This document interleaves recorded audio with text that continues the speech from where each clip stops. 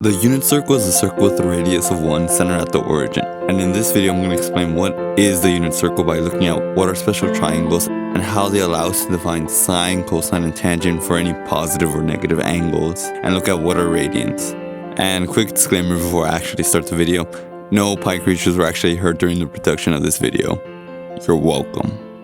Now if we go to the first quadrant on the unit circle, imagine rotating a radius counterclockwise at an angle along the first quadrant at the point x, y. X, y being any point on the unit circle in the first quadrant. Now, how could you figure out what the x and y coordinates are? The way we're going to do it is we're going to use right triangles to actually find the x and y coordinates, and more specifically this idea of a special triangle. So I want you to imagine an equilateral triangle with a length of 1 on each side. Now imagine slicing the triangle in half, creating two right triangles. If we actually just focus on just the left one, the triangle has two missing sides and one missing angle. But cutting the triangle in half means the bottom side is 1/2 and the angle at the top is 30 degrees. And since this is a right triangle, we could actually use the Pythagorean Theorem to solve the missing side. And after some quick algebra, the missing side would be the square root of 3/2. And this would actually be our first special triangle, the 30, 60, 90 special triangle. And to visualize where the other special triangle comes from, we can cut a square diagonally with a length of 1 and find the size of the hypotenuse and the angles. Cutting the square diagonally tells us the missing angles are 45 degrees. Once again, we can use the Pythagorean Theorem to solve the hypotenuse, which would be the square root of 2. And to get both special triangles to have a length of 1 for the hypotenuse, we can actually divide each side by the square root of 2. So this would be our 45, 45, 90 special triangle. And remember, both of these special triangles, they'll come in handy later.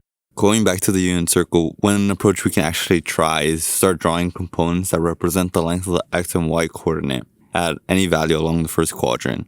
Drawing the components creates a right triangle.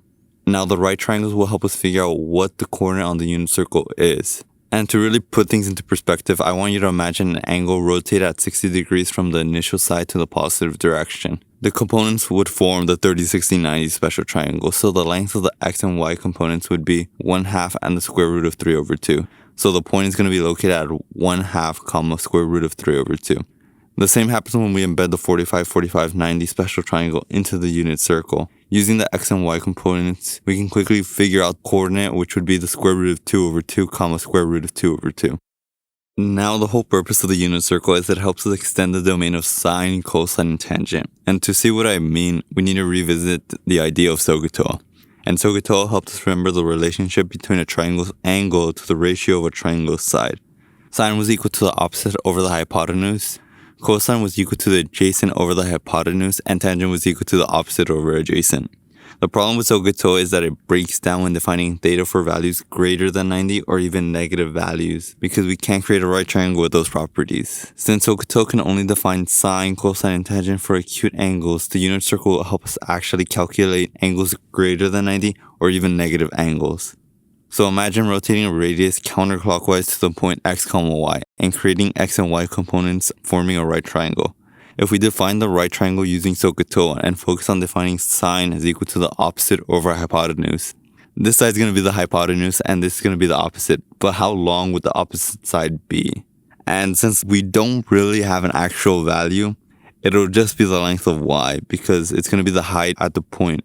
So sine is going to be equal to y over the hypotenuse, which is 1. And defining sine as just y allows us to define sine for any positive or negative angle now. So now if we wanted to find the sine of 90 degrees, it's just going to be the length of the y coordinate, which is in this case just 1.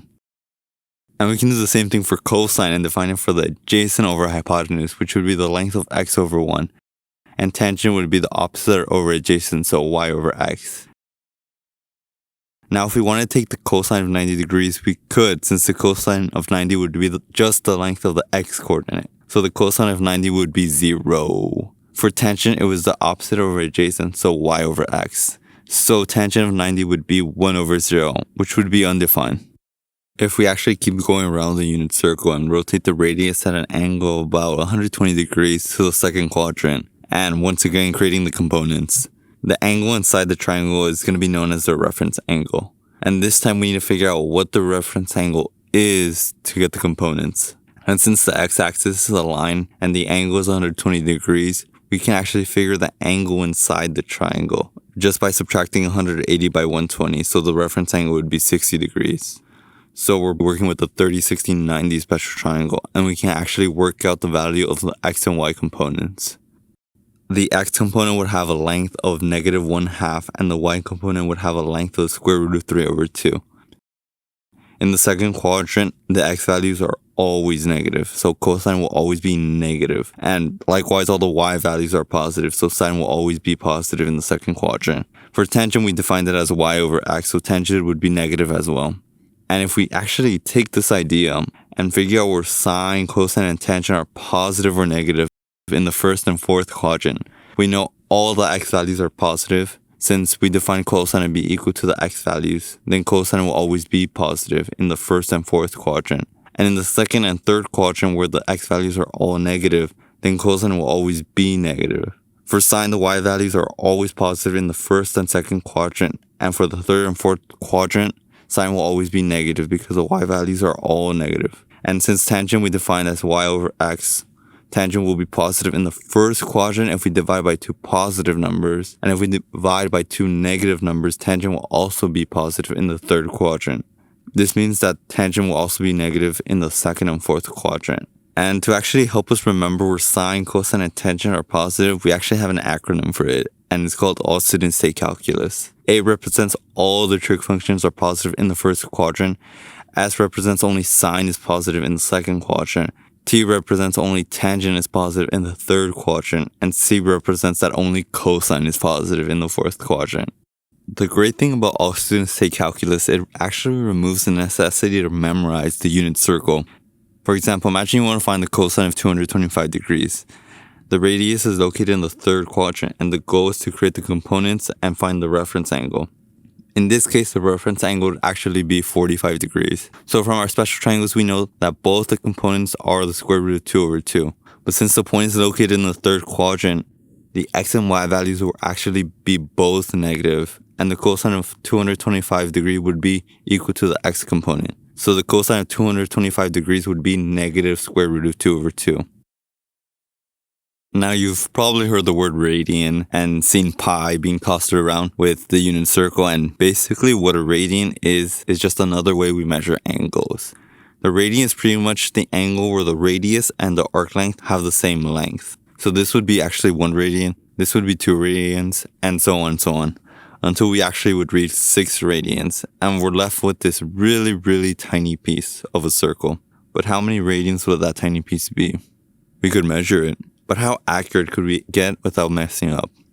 And instead of calling it a day and giving up, we're actually going to use the idea of pi to figure out what the length is. And if you asked me what pi was back when I was younger, I probably would have just said 3.1415. If you ask an engineer, you'll probably hear 3. All jokes aside, the idea of pi comes from a circle. And basically, pi is going to be the ratio between the circumference and diameter, where it takes 3 and 0.141592 and so on of diameters to revolve around the circle, making pi an irrational number or a number that never ends. And the great thing about pi is that it's universal along every circle, regardless of how big or small it is. And every circle is actually going to require 3.141592 and so on diameters to go around any circle.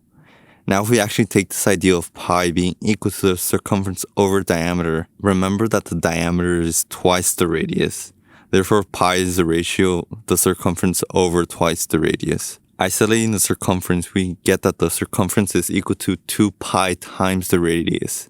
Now, if we go back to how many radians are in a circle, the circumference of a circle is 2 pi r, meaning that it takes 2 pi radii to fully wrap around the unit circle. Therefore, there are 2 pi radians in a circle. So for a circle to complete one full revolution, it's going to take 2 pi radians. And going a step further, this means that 2 pi radians is going to be equal to 360 degrees. Dividing 360 degrees on each side, we get pi over 180 degrees, which allows us to convert degrees into radians and vice versa. And to convert degrees into radians, what we're going to do is take the angle in degrees and multiply by pi over 180. By doing this to every angle, we can actually measure the unit circle using radians and angle measurement derived from the circle instead of degrees. And on that note, if at any point in this video you enjoyed it, please consider liking and subscribing because it helps others find this video, and I would really appreciate it.